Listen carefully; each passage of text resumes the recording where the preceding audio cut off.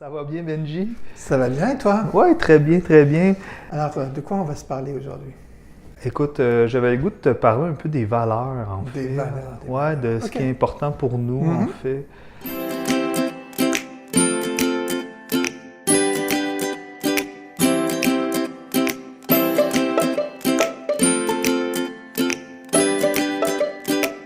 Euh, je sais pas si tu as déjà observé, des fois, ça peut être super facile de s'approcher de ce qui est important pour nous, Ouais, des fois super difficile. ouais, oui. Puis je me disais, peut-être des fois, le pire, c'est de pas savoir ce qui est important pour nous, en fait.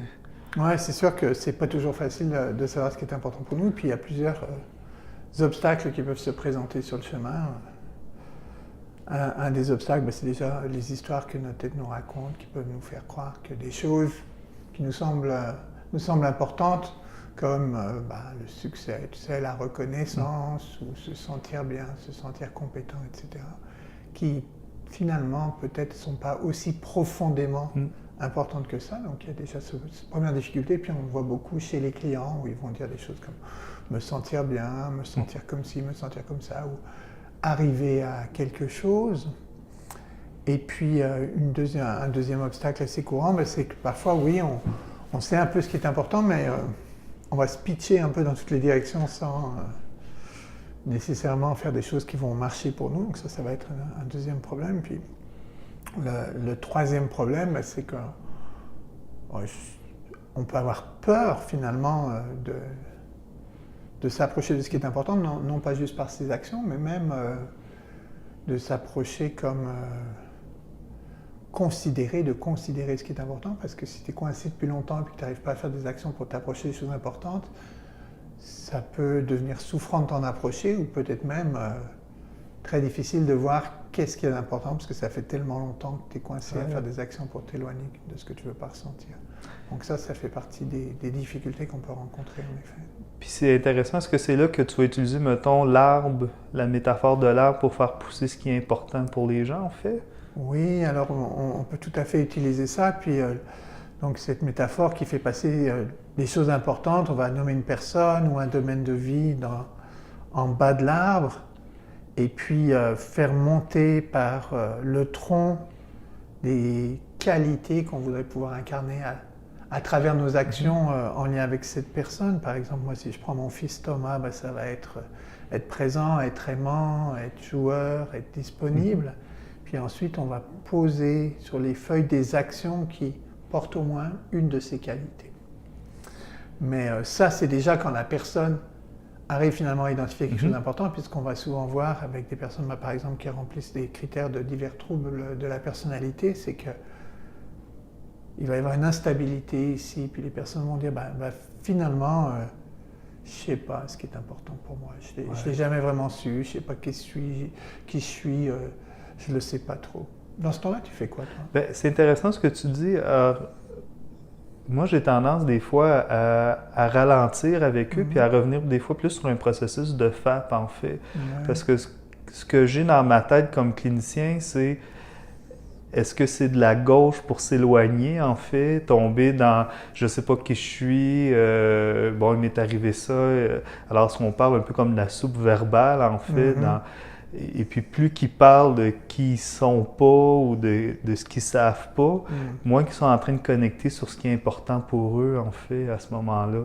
Alors, j'ai un peu cette idée-là, quand je les écoute, c'est un peu ce que j'ai tendance à faire, c'est vraiment de ralentir avec eux, à vous accepter qu'on ralentisse.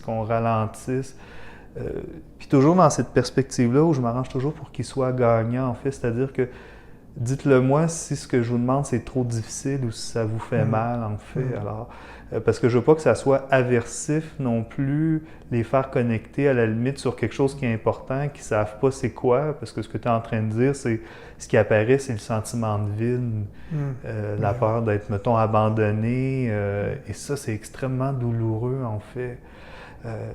Alors, moi, c'est un peu ce que des fois j'ai tendance à faire, c'est je m'en fâche pas trop dans ce temps-là avec eux, c'est peut-être, je vais rapetisser vraiment dans l'espace de temps, en fait.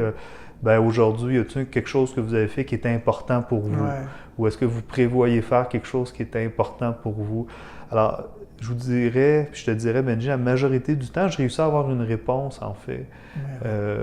Puis que ça soit aussi basique que d'être capable de prendre une douche puis de me laver, en fait, d'en prendre soin de soi. Alors, et là, rapidement, ce que je vais faire, c'est que je vais renforcer, en fait. Renforcer, renforcer, renforcer, parce que c'est un peu l'histoire de l'arbre puis de la plante, en fait, qu'on parlait tantôt. Moi, ce que j'essaie de faire, c'est d'arroser les comportements, puis peut-être même des fois, à la limite, volontairement, d'ignorer ce qu'il y a à gauche, en fait. Vraiment Quand tu dis d'arroser les comportements, c'est quel comportement que tu arroses? C'est le comportement de prendre la douche ou c'est le comportement d'observer que prendre la douche, c'est à droite? Deux choses, en fait. Je vais observer, si on réussit à me nommer, par exemple, prendre soin de soi, c'est vraiment ce que je vais aller arroser, en fait. Parce que pour moi, c'est vraiment ce qu'il y a dans le fond, ce qui est le plus important. Alors, de la prendre à droite ou à gauche, ça n'a pas d'importance. Donc ça, c'est renforcer, pas le comportement qu'elle a fait hors de la séance, mais ce qu'elle fait, ce que ta cliente fait dans la séance quand elle observe que prendre sa douche, c'est comme à droite ou à gauche. Oui, c'est ça. Alors, en fait, ce que je te dirais, c'est je cherche juste quelque chose à renforcer, en fait. Et l'idéal, c'est que ça peut être entre elle et moi ou entre lui et moi. Alors, qu'est-ce que ça vous fait quand vous voyez que vous êtes capable de faire ça? Je me sens bien, je suis fier de moi. Alors, ça, c'est aussi ce que je peux aller renforcer. Alors, vous voyez, il y en a des trucs qui sont importants pour vous dans votre vie, en fait. Alors, vraiment par des petits pas.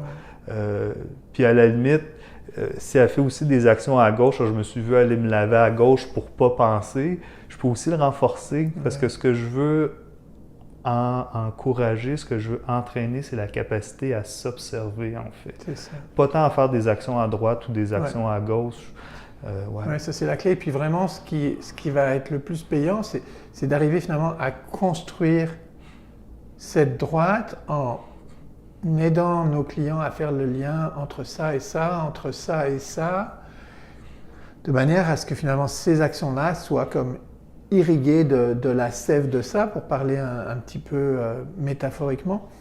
Et puis, plutôt que de faire une grande clarification des valeurs, quoique ça peut être utile, je vais revenir dans quelques instants, mais vraiment faire de manière répétée le lien entre ça et entre ça et ça, parce que petit à petit, ce lien-là va devenir quelque chose que le client, la cliente est capable de faire, elle est capable de faire ce lien, et du coup ce lien va devenir plus probable, et ça va aider nos clients à faire des patterns d'action à droite qui vont s'élargir de plus en plus.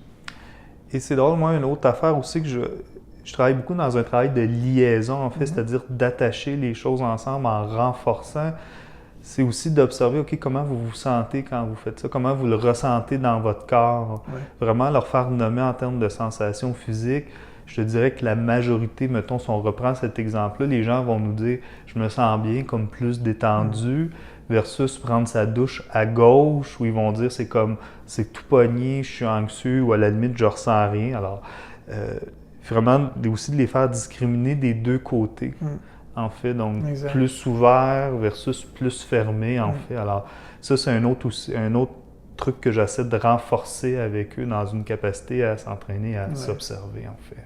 Oui, puis ce que j'aime dans la discrimination que tu proposes, comme plus ouvert versus plus fermé, c'est que c'est une discrimination qui est différente de se sentir bien, de se sentir mal. Parfois, tu peux être ouvert puis te sentir justement menacé parce que tu es ouvert, puis parfois, tu peux être fermé puis te sentir comme protégé parce que tu es fermé. Donc, on veut vraiment trouver des discriminations qui sont différentes de se sentir bien, de se sentir mal. Sinon, le client va dire « je dois me sentir bien à droite et me sentir mal à gauche », puis il va s'enfarger là-dedans parce que parfois, tu ne te sens pas bien quand tu fais des actions à droite, puis parfois, tu peux te sentir bien quand tu fais des actions à gauche. Et là, ce que tu es en train de dire, je ne sais pas si c'est ma tête qui raconte des histoires, c'est de clarifier les valeurs à droite. Donc, ce que tu dis, c'est quand on met des états internes comme direction de vie, être bien, être en paix, c'est un peu plus périlleux des fois. Mais il y a quelque chose d'intéressant à propos des états internes, puis on y reviendra peut-être dans notre prochain dialogue. Mais je voulais aussi revenir un petit peu sur les exercices de clarification des valeurs plus traditionnelles dans l'acte, alors tu sais, qui peuvent prendre la forme de ce questionnaire où tu mets les 10 domaines de valeurs, puis en disant dans ce domaine de valeurs-là, quel genre de personne vous voulez être, qu'est-ce que vous feriez si vous pouviez, si tout était possible, si personne ne devait le savoir, qu'est-ce que vous feriez. Alors, c'est des exercices que je n'utilise pas très souvent, et avec ça, ça peut être utile dans certains cas. Ce qui me semble le plus important, c'est que même quand on a fait cet exercice-là, ça va être encore plus payant de revenir alors donc dans votre rôle de parent. C'est important pour vous d'être présent, à l'écoute, disponible et aimant avec votre fils. Alors, quand est-ce que vous avez pu vous observer être comme ça, ou quand est-ce que vous pouvez vous observer être comme ça? Donc, ramener ça à ça, puis aider le client à vraiment faire des liens entre des choses qu'il peut observer, entre sa capacité d'observer finalement quand on travaille avec la matrice, la droite de la matrice. Oui, tout à fait. Tout à fait, parce que un des pièges, en tout cas que moi je rencontre dans ma pratique, c'est de classer pour les clients, dire « Ah, ça va être à droite, ça va être à gauche », ou « Non, ça devrait être… et vraiment de laisser le client libre d'observer, en fait, puis de classer par lui-même, en fait. Alors, ouais. Bon. Alors voilà, ça a bien du bon sens. Ah, voilà un plus.